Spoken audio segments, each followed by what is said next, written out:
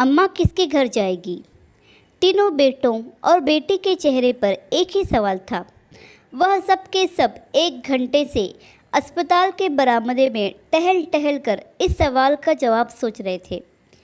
मेरा ख्याल है राजेश भैया सबसे बड़े हैं, इसलिए उनका कर्तव्य है कि वह अम्मा को अपने घर ले जाए। छोटी बहन नीलिमा ने भाई को देखते हुए कहा। बड़े भाई ने एक नज़र अपनी पत्नी की ओर देखा और कहा, मुझे पता है कि यह मेरा कर्तव्य है कि मैं अम्मा को अपने घर ले जाऊं, लेकिन तुम जानते हो मैं और मेरी पत्नी हम दोनों जॉब करते हैं और अम्मा की देखभाल के लिए सारा दिन किसी न किसी को तो रहना ही होगा, जो हम नहीं कर सकते। लेकिन बहना, तुम तो सारा दिन अपने घर में ही रहती हो। मेरे ख्याल से तुम अम्मा का हमसे ज़्यादा ख्याल रख पाओगी। पैसों की चिंता ना करो, जितने पैसे लगेंगे मैं देने के लिए तैयार हूँ। भाई राजेश ने पैसों पर जोर देते हुए नीलिमा से कहा। भैया, मेरी तो बड़ी ख्वाहिश है कि मैं अम्मा का खूब ख्याल रखूं, उनकी सेवा करूं, लेकिन आप मेरे ससुराल वालों को तो जानते हो ना, मुझसे यह बर्दाश्त नहीं होगा कि कोई मेरे भाइयों को बुरा भला कहे। मेरा ख्याल है मनोज भैया के घर अम्मा ज़्यादा आराम से रह सकती हैं। छोटे भाई सुरेश ने भी बहन की हाँ में हाँ मिलाई। मनोज और उसकी पत्नी ने एक दूसरे की तरफ देखा। ऐसा लग रहा था जैसे वह आंखों ही आंखों में एक दूसरे को कुछ कह रहे हो। उसके बाद मनोज ने कहा, तुम सब तो जानते हो ना, हमारे घर में अम्मा का दिल नहीं लगता। वह तो हमारे घर 2 दिन से ज़्यादा रहती भी नहीं थी। तो क्या होगा? अम्मा को कौन रखेगा?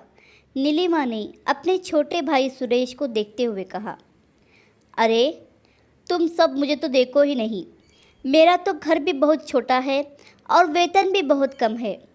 मेरी तो मजबूरी है, मैं अम्मा को अपने साथ नहीं रख सकता। सुरेश ने अपने हाथ खड़े कर दिए। तो फिर अम्मा किसके घर जाएगी? सभी लोग इसी सोच में गुम थे। क्या आप सब वार्ड नंबर 2 के पेशेंट के रिश्तेदार हैं? नर्स ने बाहर आते हुए पूछा।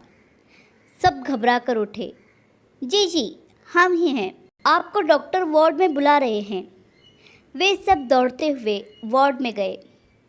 आई एम सॉरी, आपकी माताजी को नहीं बचा सके, डॉक्टर ने राजेश के कंधे पर हाथ रखते हुए कहा। सबके चेहरे पर उदासी तो थी, लेकिन शायद दिल के किसी कोने में खुशी भी थी कि अब उन्हें अपनी माँ की सेवा नहीं करनी पड़ेगी और न ही माँ को किसी के घर जाना पड़ेगा।